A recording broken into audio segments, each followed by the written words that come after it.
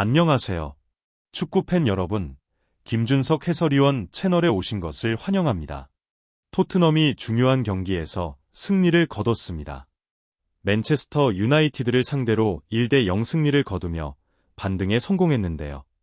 오늘 경기에서 손흥민 선수의 활약이 어땠는지, 그리고 토트넘이 어떻게 메뉴를 제압했는지 지금부터 자세히 분석해 보겠습니다. 두 팀 모두 뚜렷한 목표를 가지고 경기에 나섰습니다.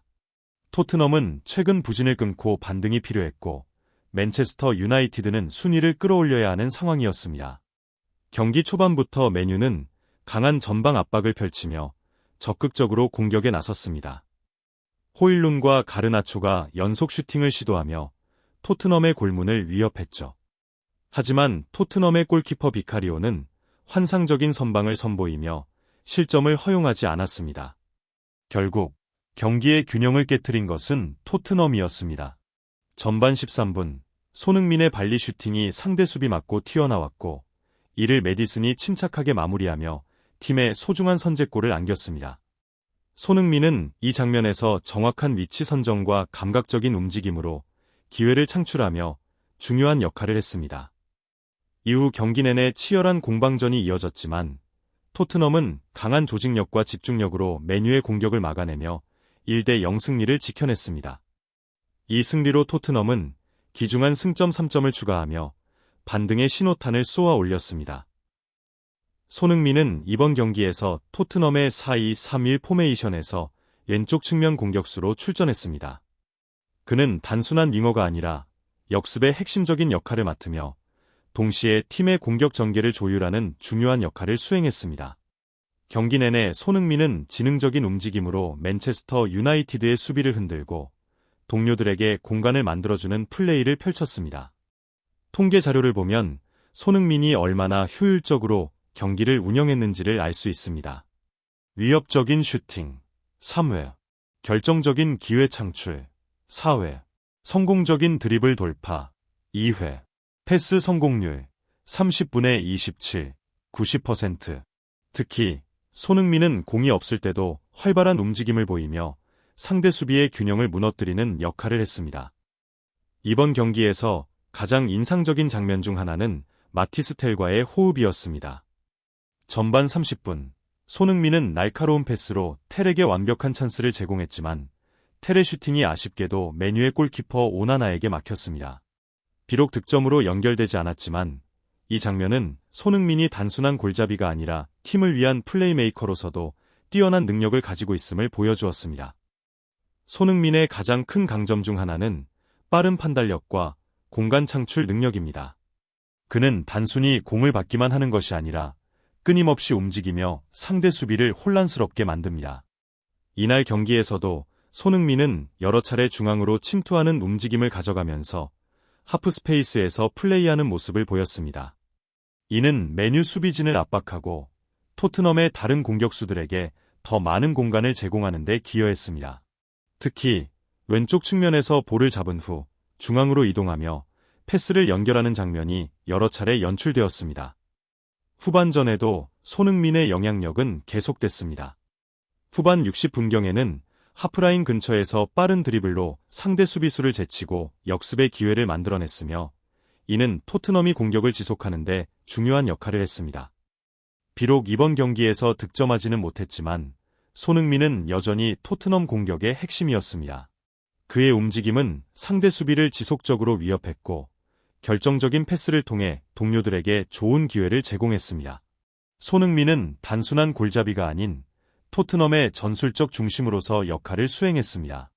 그의 영리한 플레이 덕분에 토트넘은 경기를 유리하게 운영할 수 있었고, 이는 팀의 전술적인 유연성을 더욱 강화하는 요소가 되었습니다. 앞으로도 손흥민의 경기력이 팀에 어떤 영향을 미칠지 기대됩니다. 이번 경기에서 중요한 질문이 떠오릅니다. 손흥민은 맨체스터 유나이티드의 수비진을 상대로 어떤 모습을 보여줬을까요? 그리고 상대팀의 에이스 브루노 페르난데스와 비교했을 때 어떤 차이를 보였을까요? 경기 데이터를 살펴보면 손흥민은 단순한 골잡이가 아니라 토트넘의 공격을 이끄는 핵심적인 역할을 수행했다는 것을 알 수 있습니다. 반면 브루노 페르난데스는 볼 점유율이 높았지만 공격적으로는 손흥민만큼의 영향력을 보여주지 못했습니다. 손흥민, 4회 결정적인 기회 창출. 브루노 페르난데스, 2회. 손흥민은 경기 내내 날카로운 패스로 동료들에게 득점 기회를 만들어 주었으며 그중 일부는 골로 연결될 뻔한 결정적인 장면들이었습니다. 반면 브루노는 패스 전개는 많았지만 효과적인 찬스를 창출하는 경우는 제한적이었습니다. Sonheung-min, 90%, 27/30. 브루노 페르난데스, 83%. 브루노가 경기에서 더 많은 패스를 시도했지만 패스 성공률에서는 손흥민이 훨씬 안정적인 모습을 보였습니다. 이는 손흥민이 공격 상황에서 신중하고 효율적으로 플레이했음을 보여줍니. 손흥민, 성공적인 드리블 돌파 2회. 브루노 페르난데스, 성공적인 드리블 돌파 0회. 손흥민은 측면과 하프 스페이스에서 적극적으로 수비를 돌파하며 공간을 창출했습니다. 특히 그는 경기 중 상대 수비를 제치고 전진하는 움직임으로 공격 기회를 만들어냈습니다. 반면 브루노는 압박을 받았을 때 돌파보다는 패스를 선택하는 경향을 보였고 개인 돌파는 거의 없었습니다. 손흥민은 이 경기에서 단순한 측면 공격수가 아니라 토트넘의 전술적 중심으로 활약했습니다. 그는 오프 더 볼 움직임으로 상대 수비를 흔들었고 경기 내내 지속적으로 공간을 창출하며 팀 동료들의 공격을 지원했습니다. 반면 브루노 페르난데스는 맨체스터 유나이티드의 공격 전개에 중요한 역할을 맡았지만 토트넘의 압박 속에서 고립되는 장면이 많았습니다. 그의 패스가 많았음에도 불구하고 결정적인 공격 기회 창출이 부족했던 이유는 손흥민처럼 공간을 활용하는 능력이 부족했기 때문입니다.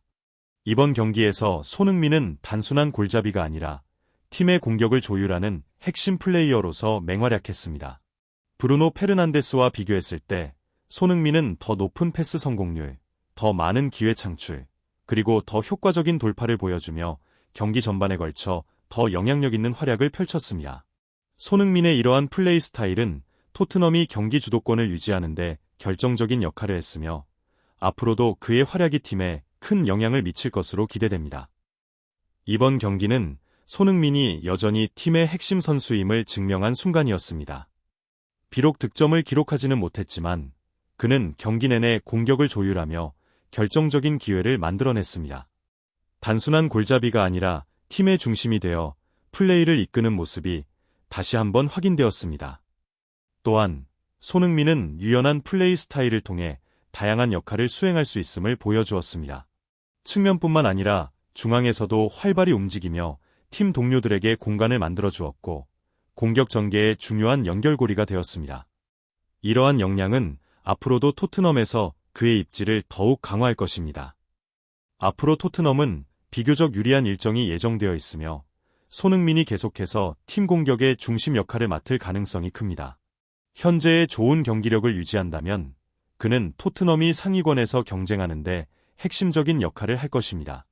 강렬한 경기, 뜨거운 순간들, 그리고 손흥민의 압도적인 존재감.